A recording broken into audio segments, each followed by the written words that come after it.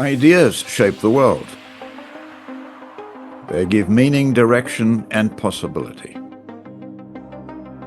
I'm Willie Pietersen, former CEO, Columbia professor, and author of Leadership, the Inside Story, an exploration of the principles that have shaped my leadership journey.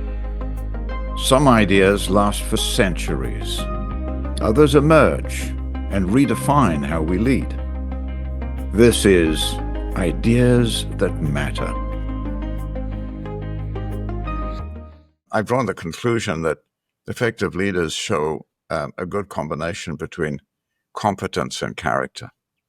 You've got to know your job, you've got to know your business, you've got to know your industry, you've got to know what drives your economic engine. And those are issues of competence. Many of those can be outsourced, and you can call on others. It's a team sport. Then there's character, which is your principles. And if you own those, you can't outsource your own principles. That doesn't work that way. Now, there are always temptations. That's what character is about at the end of the day. It's behaving in a certain way based on a set of beliefs, despite the attractions of behaving differently. Otherwise, it would be dead easy. Now, for example, it is very easy to make money in the short term. We can ask our teenage kids to do that. You just cut costs and so on, and you can make more profit this year than you made last year. That's not hard to do. But, you step back and ask yourself, what's my most essential responsibility? It's to really maintain the sustainability, the lifespan of the organization I lead.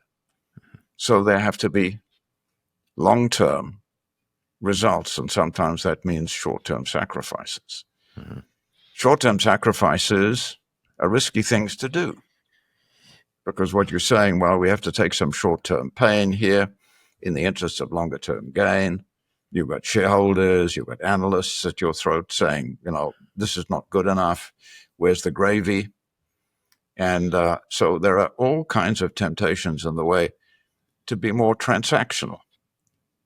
And at the end of the day, of course, you have to be transactionally effective, but it's got to be built on a foundation of sound principles. So building a business in that way requires that kind of moral courage to make those kinds of decisions and be steadfast about them. What you're really then doing is helping your whole organization to think in those terms. We were teaching them to think about how we drive long-term success. These are the principles that drive it. This is the way we need to think about our economic engine and how we drive it collectively. Whose job is it to make money in an organization? It's everybody's job. This is what it looks like. There's a numerator that drives revenue. There's a denominator which talks about costs and assets. Only two ways to make money in a business: reduce the denominator, increase the numerator. The number on the right-hand side gets bigger. Everybody in this organization is involved in one of those three things. Only three moving parts in a business: numerator, assets, and costs in the denominator. Now, when you're able to lead people's thinking in that simple way, everything we do here is about those three things. And everybody here is involved in making an improvement, either in our asset turn, our cost efficiency, or driving revenue, getting more customers to buy our products and our brands. People, then you lead their thinking, right? So then you need to, lead their emotions, what they feel, which is really about inspiring them to believe in a cause greater than themselves and give them the opportunity to make a difference to the outcome. So all of these things lead to a belief system that becomes infectious in an organization. It becomes, the collective, and you build an organization's culture that way through a shared set of beliefs and behaviors. I believe what you're saying, and I would love your comment on this, your commentary. Competence is the core of running a business. You have to know how to run that business, how the mechanics of the business work and the different cause and effect relationships. Right. But if you combine that with character, which means our moral ethics and principles, you now have built the core foundation for vision and strategy. And strategy is the priority and the winning proposition, as I believe you mentioned in a prior conversation. Yes. That now we're starting to build the whole thing and we're bringing people in, but we have to be able to guide them in that type of thinking and value systems, which is your core beliefs and values of the business, and how that then encompasses the beginning of strategy and the eventual plan on how we are going to introduce this to the marketplace. But it comes down to that competency of knowing business and the, I'm going to say almost competency of how to mold and shape your character. I'd love your commentary and thoughts on that. Yeah, I think that's right. The key, I think, in all of this that we're discussing is involvement. The worst kind of leadership. Now, in the military is somewhat different. That's a different kind of setting, command and control. But there's a whole culture there. The people enlist in the military or they're conscripted in certain situations, and they're dedicating themselves, this is a high-stakes game, to the protection of their homeland. And it's a blood sport. You risk your life in doing it. And their unity of action is everything. And unity of action needs to be quick. Can't sit down and deliberate everything. It's a whole give and take thing that's happening in the fog of war. So what they're taught to do is obey commands. And what the commanders have been taught, and I've done a lot of seminars at the Army War College about this, is develop a thing called commander's intent. They used to be trained to issue battle orders. Go and take that bridge. People go and march 3 days and come back. You say, well, did you take the bridge? No, we didn't. Why not? Well, it was heavily fortified. Oh, wow. Well, now commander's intent teaches them, what's the ultimate purpose? The ultimate purpose is to cut off the supply lines of the enemy.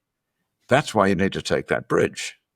Now you march 3 miles and the bridge is fortified. You say, we have to find another way of cutting off the supply lines of the enemy.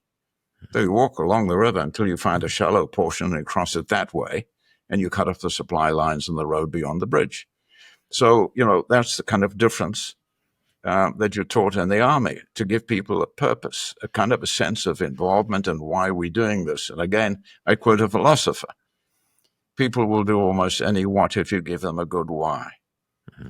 And so people are being taught to do that. Now, in the business setting, there are these different settings, political setting, the business setting, military setting. In the business setting, I strongly believe that we get commitment through involvement. So the strategy process that I use involves small teams working together in doing a situation analysis and then developing the answers to these 3 questions that are informed by that intelligence system. Mm-hmm. It says, what is the truth about the external environment? Why is it happening? How are these things changing the rules of success? And then you frame the issue that you're confronted with, and then define the answers to those 3 questions. Where will we compete? How will we win? Or what will be our key priorities for success? Teams work on this together, mm-hmm. hone it, and eventually, under the guidance of the leadership, obviously, come to a finely tuned and simply defined, compelling call to action. And then the implementation occurs. Now, the other mode of doing it is to have just the top team do it, perhaps, or just the CEO do it and then announce it. Now, that's not a good motivational scheme.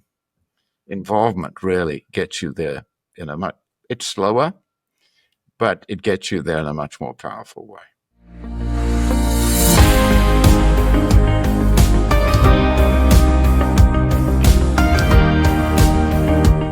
Hi, I'm Willie Pietersen. Leadership is not about wielding power. It's about authenticity and inspiring others to achieve a shared purpose. Excelling as a leader is a continuous journey of pursuing ideas that matter as the environment shifts and new challenges emerge. Thank you for watching. Please share your ideas by leaving your comments below. We learn best when we learn together. And if you've enjoyed this discussion, I invite you to subscribe to the channel. Thank you again.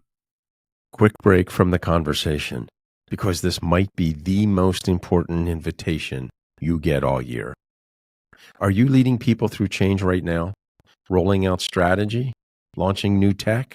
Or just trying to keep up with the speed of AI? Then don't miss our upcoming Guidewise workshop, Execution or Extinction: How to Lead Change in the Age of AI. 72% of change efforts fail, not because of bad strategy, but because of hidden resistance. You can't fix what you can't see, and that's where we come in. This workshop will give you the tools to overcome people resistance, diagnose belief and behavior breakdowns, and drive adoption with speed, clarity, and confidence. You'll walk away with a 90-day implementation roadmap and the career skill that separates leaders who thrive from those who get left behind. Seats are limited. Click the link in the description to join the waitlist and be the first to know when registration opens. And as a courtesy to our community of implementers, we've waived the admission fee. Just use the promo code IMPLEMENT when you sign up.